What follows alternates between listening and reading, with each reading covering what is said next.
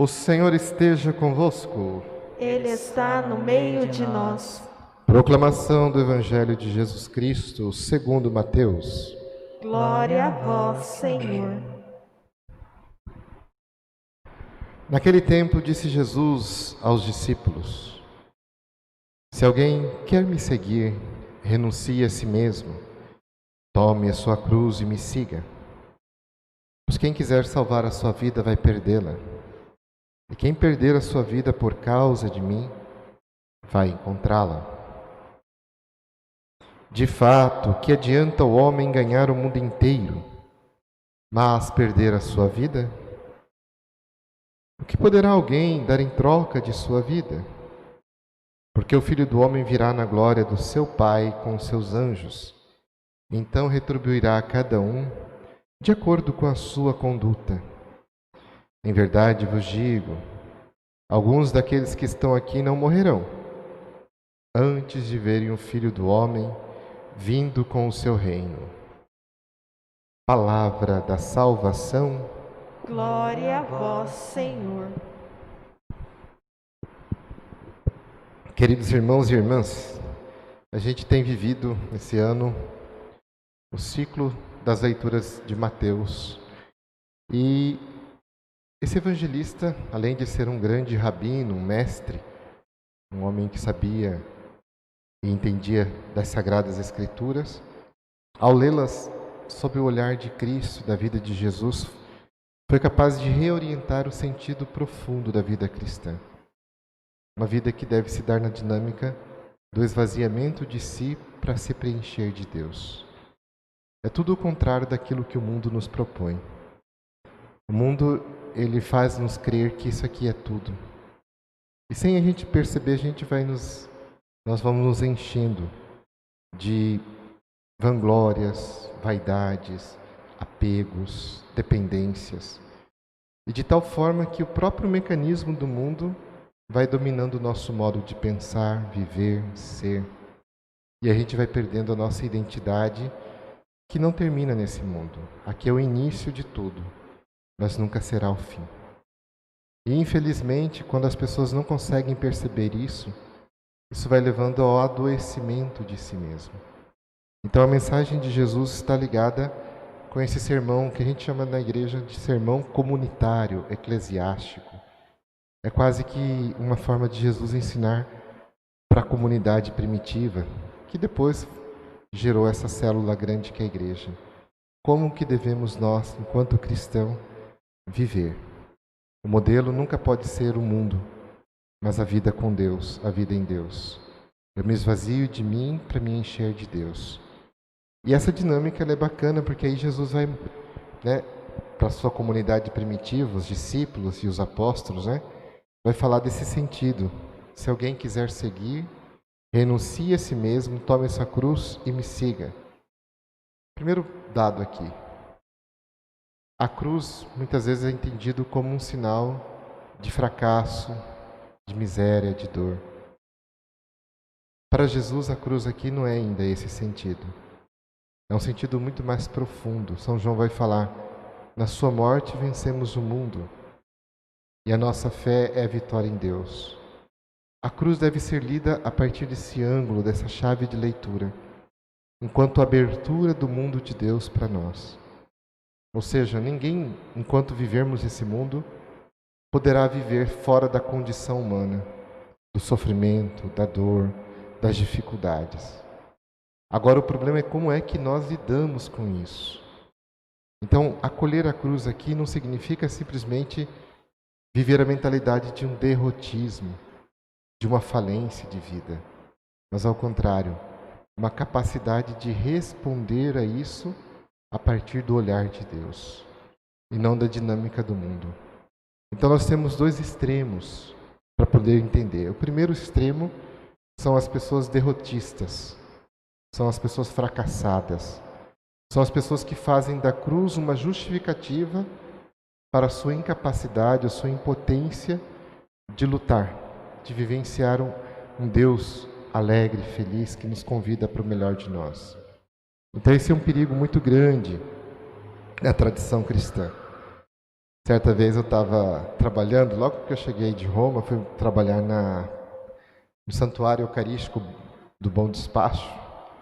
E eu lembro que chegou uma senhora assim, com aquela cara triste, né, cabisbaixa, cabelo todo despenteado. E aí eu falei, por que a senhora está triste? O senhor não sabe, padre, que a gente tem que viver a nossa cruz nesse mundo? Eu já me assustei assim, né? Eu falei, como assim? A gente tem que aceitar a nossa cruz. Não tem que viver essa alegria que o mundo tem. Eu falei, olha, eu desconheço isso porque o seu rosto está muito triste. Esse tem uma frase de São Francisco na época, né, que eu lembrei. Que São Francisco havia dito para um irmãozinho, né, que um santo triste é um triste santo. E esse não serve para o reino de Deus. E ela meio que parou assim, ouviu e falou, o que eu tenho que fazer então, padre? Eu falei, olha, primeira coisa, dê um sorriso, vá em casa, né? Corta o cabelo, pinte a unha, né? Faça passe um batom, comece assim a valorizar, se aceitar, se acolher. Mas eu falei aquilo sem muito compromisso, né? E não é que a senhora foi embora, depois no outro dia ela voltou toda elegante, alegre, feliz, cabelo cortado, unha feita, batom. E ela estava sorridente. Eu falei, e aí, ué, o que foi? Mudou? Ela falou, o senhor falou para mim e tal. E era verdade, padre, eu estava tão para baixo. E eu falei, que bom. Esse é o sentido do mistério do reino. Então, muitas vezes, o derrotismo é isso. São pessoas que acolhem um fracasso na vida como se fosse um ponto final e não dão prosseguimento ao sentido profundo da cruz. Cruz é sinal de salvação. Nós pregamos o Cristo, e São Paulo diz, mas é o Cristo crucificado. Trata-se de um amor comprometido, de um amor que se doa, de um amor que se entrega, de um amor que transforma o mundo. Então, quando aquela senhora veio ali no outro dia, eu percebi que ela se desligou de uma pregação errada da cruz. Uma cruz como um sinal de derrota não ajuda a gente. Um santo triste, dizia São Francisco, é um triste santo. Este não serve para evangelizar. Então essa é uma dimensão errada de compreensão da cruz. A outra é aquela que o paganismo, o mundo, né, não acolhe, não aceita. E de forma sutil o mundo vai pregando, quase como Freud, né, que ressoa ainda hoje na sociedade nossa, quando Freud diz assim que o homem busca a todo custo o prazer e evita a dor. É quase que o mecanismo natural do ser humano. Nós buscamos o prazer e evitamos a dor e o sofrimento. Só que uma cultura dessa não é cristã. Perigosa, por quê? Porque o excesso de prazer vai levando também à corrupção da gente, à autodestruição. A gente sabe que, por exemplo, um exemplo simples, alguém para ser um médico, um grande advogado, um juiz, um promotor, um padre, ou alguém na sociedade mesmo, um engenheiro, quanta renúncia ele teve que fazer? Quantos momentos de sextas-feiras, sábados, ele teve que renunciar para poder estudar, se disciplinar? E isso não é fácil. Então, se ele não evitasse o prazer, se ele não renunciasse o prazer, ele não conseguiria chegar aonde ele queria chegar. Então, todo sonho exige da gente uma certa renúncia das coisas. Então, às vezes é preciso medir a renúncia do prazer.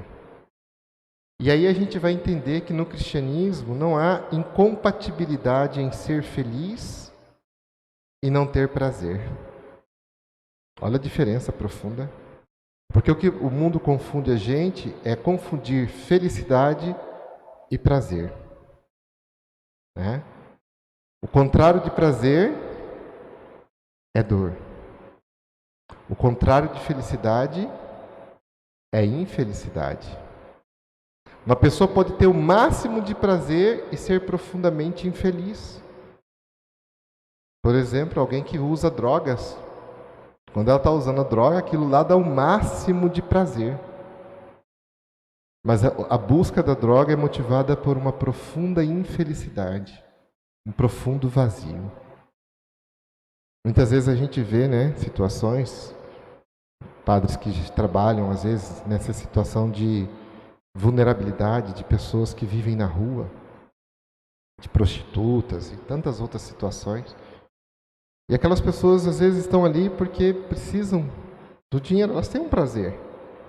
Mas muitas vezes elas confessam, isso não me faz feliz. Então veja que nem sempre prazer é sinônimo de felicidade. Então Jesus está falando para nós que há dois perigos. A cruz como derrotismo de um lado e a ausência de sofrimento pela busca de prazer a todo custo do outro lado.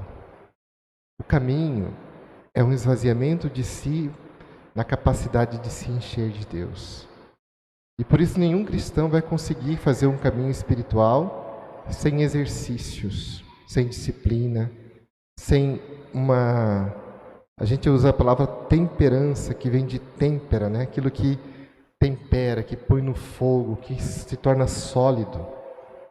Então, temperar a vida, né? Colocar em equilíbrio nossas emoções, nossos afetos, nossos sentimentos, exige disciplina, de parar meia hora, de escrever nossas orações, nossas moções interiores.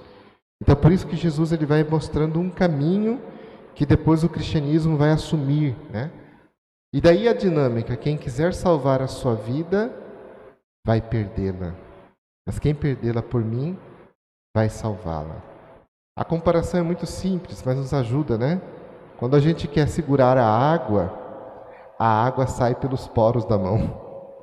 Quando alguém quer prender a água, né? E vou segurar essa água, ela foge. Assim também é a vida. Muitas vezes a gente quer amarrar a vida da gente ou a vida do outro em nós, com apego, comprando, né? Seduzindo, fazendo coisas que não ajudam. Mesmo nós também. E aí Jesus está mostrando que a dinâmica da vida é vivê-la. Vivê-la como plenitude, como alegria, como realização, a partir da dinâmica do esvaziamento de si.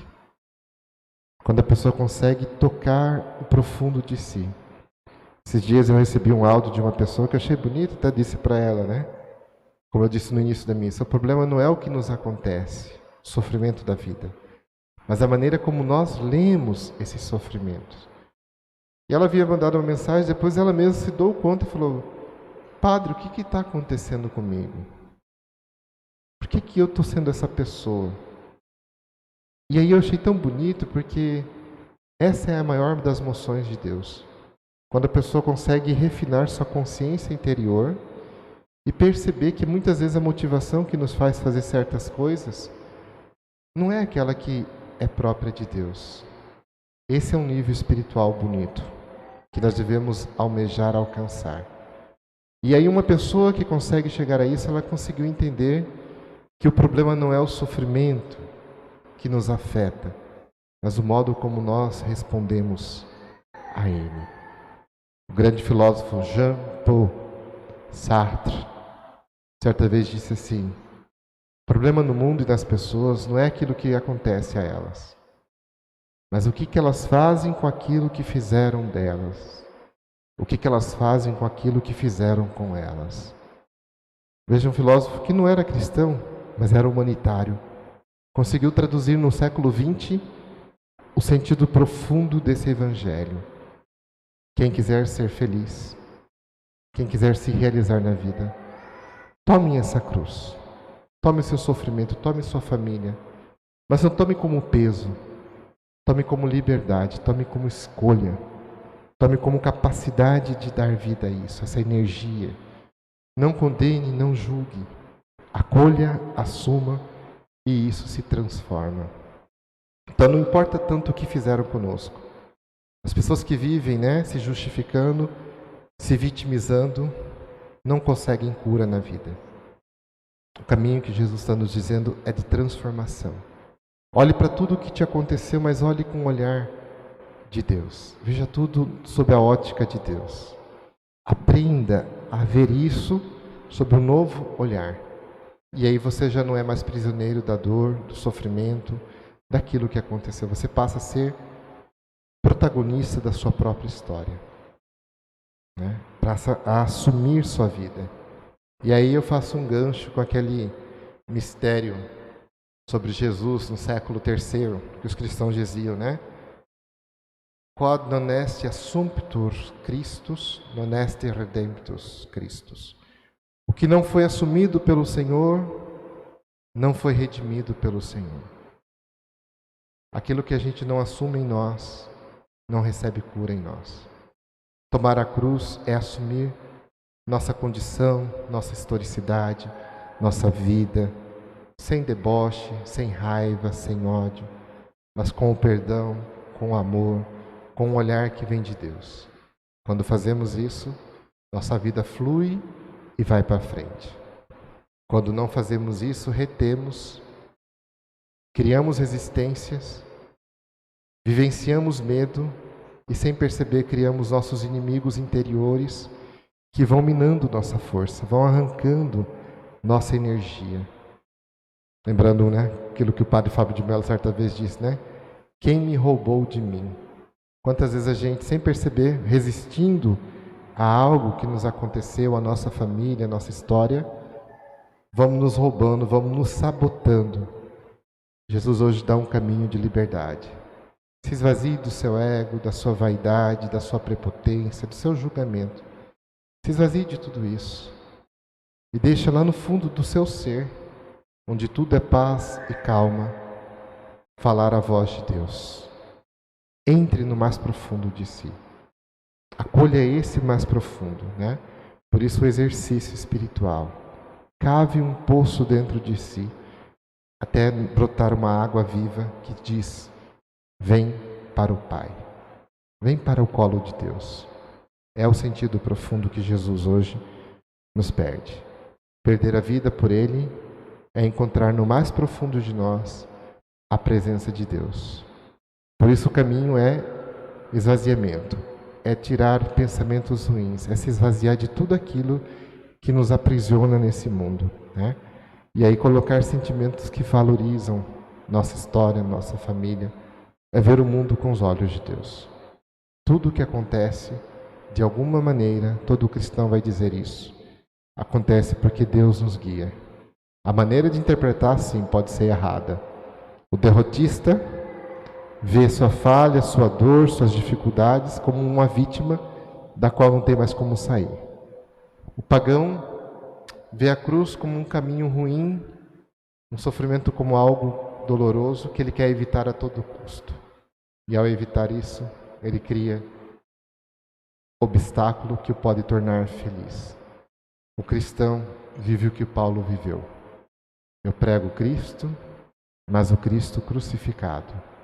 Loucura para os judeus, escândalo para os gregos, mas para nós que acreditamos nesse mistério de renúncia de si, é aquilo que nos preenche.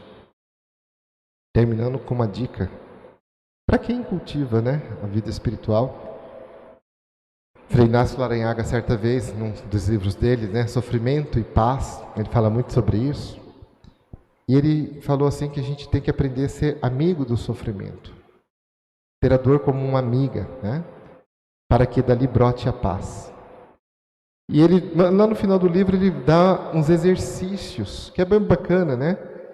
De esvaziamento. Então ele manda assim, você fechar os olhos, pisar na grama, pisar no chão, né? Sem chinelo, sem nada. E sentir seu próprio corpo, respirar fundo. E lá no cérebro você vai dizendo nada, nada, nada, até você sentir essa palavra ecoar no mais profundo de si. Até você perceber que tudo aquilo que estava naquele dia te intoxicando, né? Quantas pessoas tóxicas ao nosso redor, tantas pessoas críticas, né? Tantas pessoas que só sabem falar palavras que machucam. Então, as pessoas estão intoxicadas. Aí você vai se desintoxicando, vai dizendo nada, nada, nada, até que você atinja o self, diz ele. O eu mais profundo de mim mesmo, o lugar onde Deus está. Como dizia Santo Agostinho, Deus interior íntimo meu. Deus é mais íntimo que meu próprio íntimo. Então, esvaziamento, na verdade, é sentir esse nada. E não onde tenho nada, tenho tudo. Por isso São Francisco dizia, aqui está o teu nada, porque tu és o meu tudo. Então, esvaziar é sentir o nosso nada profundo, onde Deus pode ser o nosso tudo pleno e alegre. Vamos pedir ao Senhor que nos ajude a ser discípulos. Quem quiser me seguir como discípulo, renuncie a si mesmo. Esvazie-se de si. Tome a minha cruz, tome a sua cruz, sua condição, sua história, e vem com tudo isso, assumindo para ser redimido. E então a sua vida vai ressoar alegre, feliz, com um sorriso que toca, cativa e muda vidas. Que o Senhor nos ajude a ser fiel a esse evangelho da alegria. Amém.